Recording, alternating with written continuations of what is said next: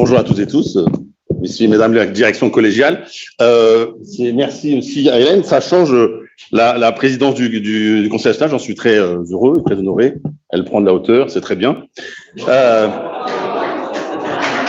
C'était volontaire. C'était une spéciale dédicace. Non, Radio Paris, en l'espèce. Non, après, plus sérieusement. D'abord, moi aussi, comme tu l'as fait, saluer effectivement nos collègues qui sont aujourd'hui au Sénat et qui bataillent. On va d'ailleurs les rejoindre tout à l'heure. Nous sommes à quelques sénateurs ici présents quand même pour assister à nos débats. Sur la résolution, moi j'ai un amendement à proposer. Je crois qu'il est important néanmoins de rajouter la demande, à nouveau, que nous appuyons l'intersyndicale, une demande d'être reçue solennellement, enfin une demande solennelle, par le président public, parce que même s'il a refusé, je pense que c'est bien que nous continuons à appuyer cette demande forte du mouvement social. Je pense qu'il faut l'ajouter. Je crois que là-dessus, c'est important. On pourrait aussi, mais je crois peut-être que c'est un peu tôt, mais aussi dire ce qu'on ferait si nous devions en responsabilité. Mais non, enfin, je ne sais pas qui gueule, mais l'arrêter. Je pense qu'à un moment donné, dire, quoi qu'il arrive, on devra le dire, que nous abrogerons cette loi. Je crois qu'à un moment donné, dans le débat, il faudra quand même le préciser parce qu'il faut aussi donner la perspective. Parce qu'avant d'arriver sur ce qui se passe au Sénat et sur le texte, il faut aussi qu'on sache dans quel cas nous sommes. C'est vrai que certains l'ont évoqué, tu l'as évoqué, nous sommes dans une crise sociale, économique, sans précédent, issue bien sûr du Covid, mais pas seulement. Nous sommes également dans une situation internationale très compliquée.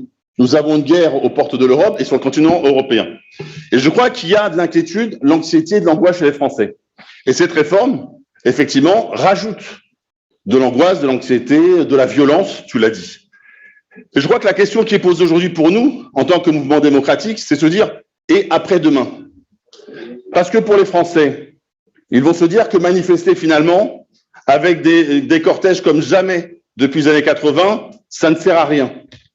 Voter au Parlement, nous sommes-nous empêchés, enfin, en tout cas le vote bloqué au Sénat, ça ne sert à rien.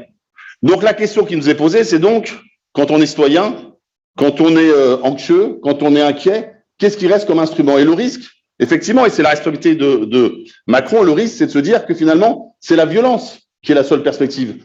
C'est le vote pour l'extrême qui est la seule perspective.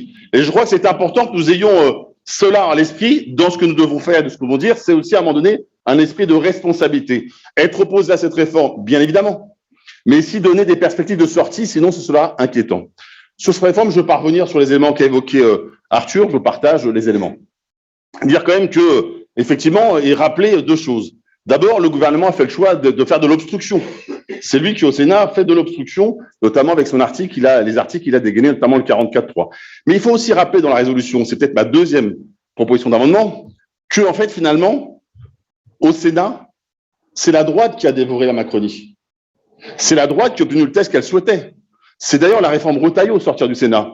Parce que concrètement, le CDI pour les seniors, c'est une vieille marotte de la droite avec allègement de charges. C'est toujours le même système, on allège les charges, puis à la fin, on considère que le système ne fonctionne pas. Ils ont d'ailleurs prévu un deuxième amendement, qui est l'accès à la capitalisation. Vieille marotte de la droite. Ils ont également fait, pour les femmes, une avancée, en tout cas, on peut dire ça, mais notamment sur la question, en utilisant la politique nataliste, qui est aussi une autre marotte de la droite. Et puis, le dernier élément, c'était l'arme massive, mais ils ne vont pas le faire, c'est bien sûr la question de la fin du clause du grand-père. Puisque Retailleau a déposé un amendement, il va finalement le retirer, mais il aura obtenu les 64 ans, et puis tout ce que je vous ai dit. Donc finalement, je crois qu'il est important, Arthur, je ne sais plus où il est, qu'on y ajoute effectivement, c'est aussi la réforme de la droite. Il faut dire que c'est la réforme de la droite et qu'aujourd'hui, la droite a dévoré, en tout cas, je crois que c'est important de le dire, au Sénat, a dévoré la Macronie, ce qui pose d'ailleurs d'autres problèmes quant à la suite de ce quinquennat-là. Et moi, je pense une alliance à terme entre les deux formations pour tenir le manche. Dire également que moi, je suis très honoré et très content de faire cette résolution et qu'on l'adopte, parce que nous aurions pu la faire à Marseille, on ne l'a pas fait. Mieux vaut tard que jamais. Et puis aussi, je veux dire un mot à mon tour aux députés socialistes. Je salue leur action, et notamment leur action au moment où il s'est agi de retirer les amendements, et notamment ce qu'a dit Boris, ce que vous avez dit. Et ça doit nous interroger également, nous interroger sur notamment ce qu'a fait LFI et Jean-Luc Mélenchon. Je n'ai pas d'obsession pour Jean-Luc Mélenchon et LFI, mais enfin, dans les sondages, cela pèse. Je rappelle qu'à l'issue du débat à l'Assemblée nationale, pour les Français, le meilleur opposant Macron était 48% des syndicats, le deuxième, c'était le RN. bien devant la gauche.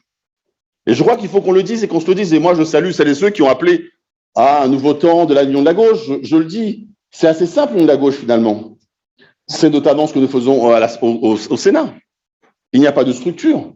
Il y a 3 formations politiques, 3 forces politiques qui s'organisent, qui travaillent ensemble, sans avoir à inventer une machinerie.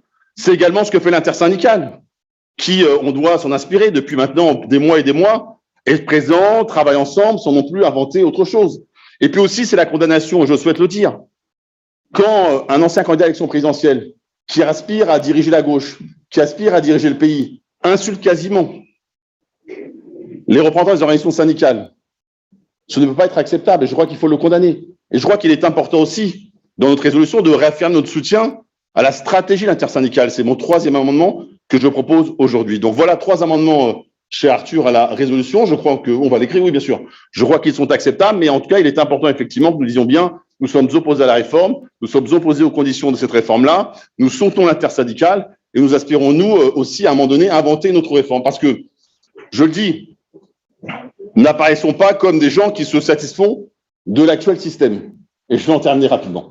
L'actuel système, je rappelle, il y a aujourd'hui des problèmes, notamment sur les carrières longues, sur la question des femmes, sur la pénibilité. Donc je crois qu'il est important dans les prochaines semaines que, pour le coup, le parti propose une proposition de loi, notamment sur ces points-là. Je crois qu'il est important qu'on dise nous sommes opposés à ce que le président Hamar, mais dans les prochaines semaines, nous devons déposer un texte commun, le parti, les groupes, sur voilà ce que nous faisons, sur les points que je viens d'évoquer notamment. Et je vous remercie.